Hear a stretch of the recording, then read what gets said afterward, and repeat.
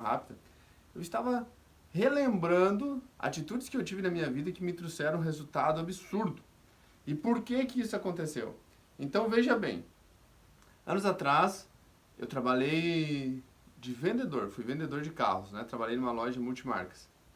E nessa revenda de automóveis que eu trabalhava, no meu segundo mês de salário, na verdade o primeiro, porque foi o primeiro mês que eu recebi o mês cheio, né? Eu comecei, trabalhei 15 dias do mês e no próximo mês eu trabalhei o mês inteiro. E nessa época onde eu trabalhei o mês todo, como eu estava recém começando a trabalhar naquela empresa, naquela loja de automóveis, eu dei o meu melhor. Sabe o que é dar o melhor? Eu ligava para todos os clientes que eu já tinha atendido várias vezes por dia, eu ia lá mostrar o carro para ele. E eu fiz o melhor, sabe quando você faz o seu melhor? O Cortella sempre fala, né? Faz o melhor nas condições que você tem, até tiver condições melhores para fazer melhor ainda. E eu fiz o melhor naquela época, naquela condição. E, incrivelmente, eu bati a meta, vendi 10 carros, a nossa meta era 10 carros por mês. E nesse mês, eu faturei R$ 7.200. Tu tem noção do que é isso? Hoje, isso ainda é muito dinheiro. Hoje ainda é muito dinheiro, R$ 7.200. Mas naquela época, vocês não têm noção quanto isso significava. Naquela época isso era muito, mas muito dinheiro, tá?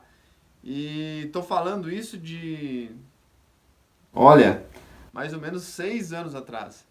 Então, R$ 7.200 era equivalente a R$ 12.000 na atualidade hoje, né? Levando em consideração a inflação. Eu recebi em dinheiro vivo, nunca me esqueço, eu recebi 72 notas de 100 e eu saí com aquele dinheiro no bolso, eu paguei umas contas que eu tinha, eu comprei muita comida, minha geladeira ficou de frutas a tudo que você possa imaginar, parece criança quando vai ao supermercado, que eu nunca tinha visto tanto dinheiro na minha vida. Claro que eu deveria ter administrado melhor esse dinheiro, né? Mas assim, no mês seguinte eu não tive o mesmo resultado.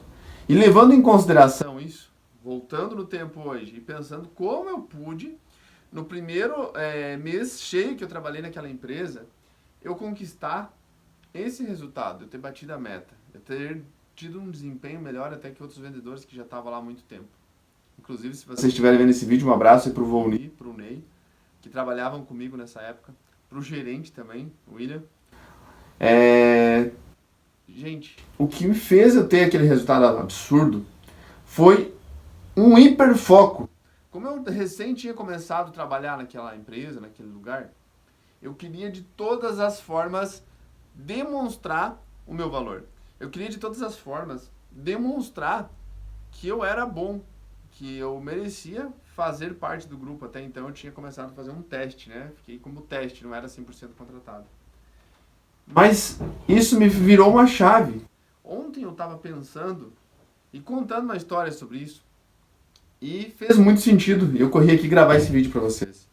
Então, o poder do hiperfoco, o poder de você estar 100% centrado em algo que você quer fazer. Então, se você vai fazer uma entrevista de emprego, né, você tem que ir 100% focado. Se você ir lá na entrevista de emprego pensando nos teus problemas, na tua casa, não vai dar certo. E ainda quero alongar essa história contando outros fatos que aconteceram logo depois disso.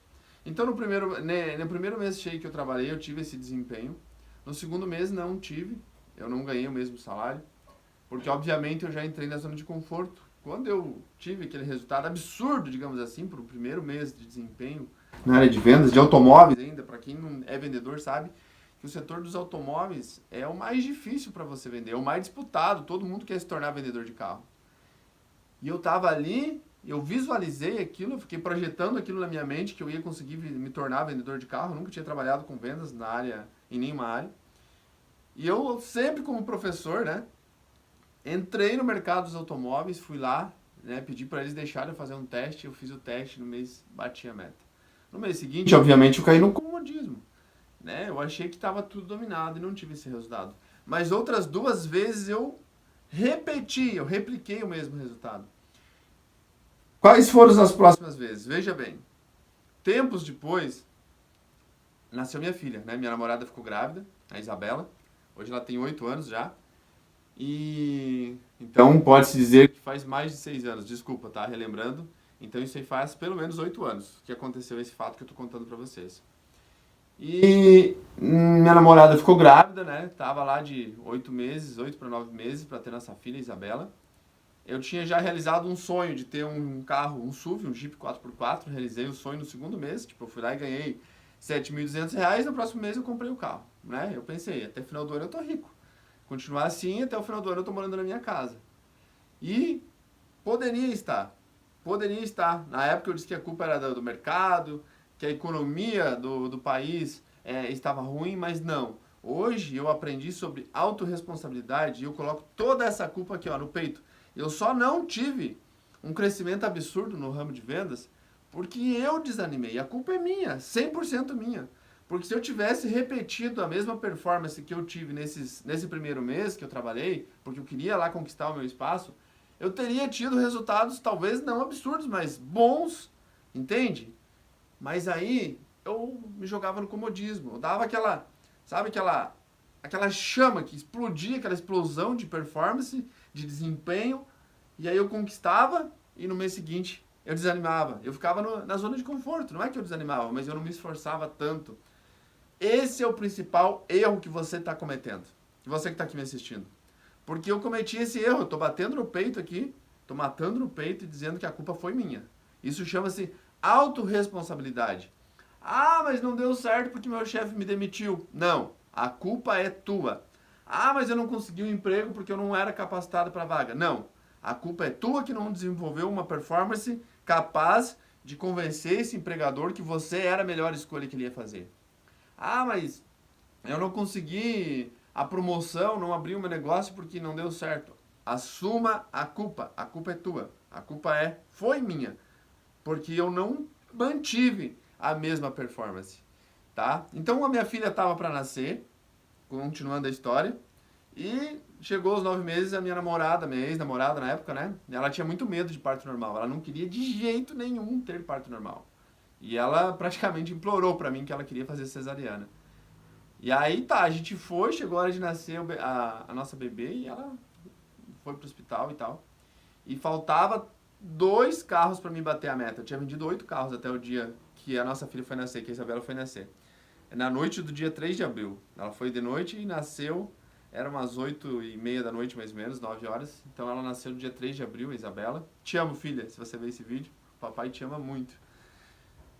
E então no dia seguinte que a minha filha nasceu, ela nasceu numa sexta-noite, me lembro muito bem, o sábado era o último dia do mês, porque fechava de 5 a 5, né? As comissões fechavam na loja do dia 5 de cada mês até o dia 5 do próximo mês. E eu tinha sábado para trabalhar, eu fui lá assistir o nascimento da minha filha, assisti o parto, tudo, posei lá no hospital, praticamente acordado lá com a minha ex-namorada. E no dia seguinte eu fui trabalhar. Porque eu precisava, de qualquer forma, desesperadamente bater a meta. Eu orei quando saí de lá, quando cheguei lá na loja. Eu sempre tive muita fé em Deus, eu orei e falei com Deus, eu preciso de 2 vendas, Senhor. Eu preciso de 2 vendas. Porque se batesse a meta, só o fato de você bater a meta de vender 10 carros, você ganhava um bônus de R$ 1.000. Então pensa, era muito dinheiro.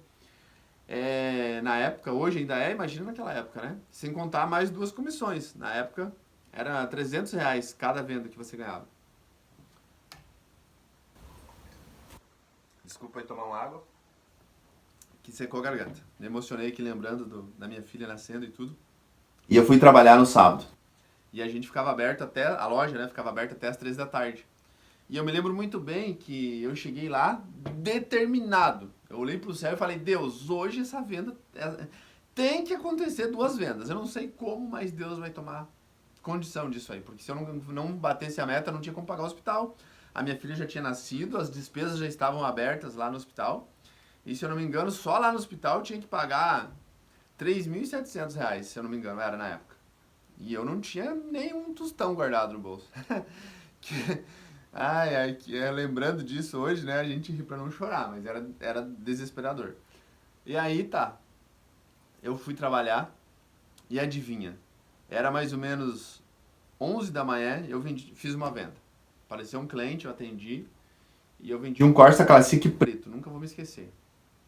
Faltava um carro para dar a venda. Quando deu 3h15, a loja Fechava às 4, desculpa, não era às 3, ela fechava às 4 da tarde.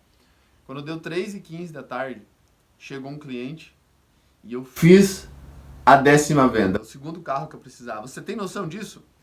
Eu tô com vontade de gritar aqui nesse vídeo, você que está assistindo, para você entender.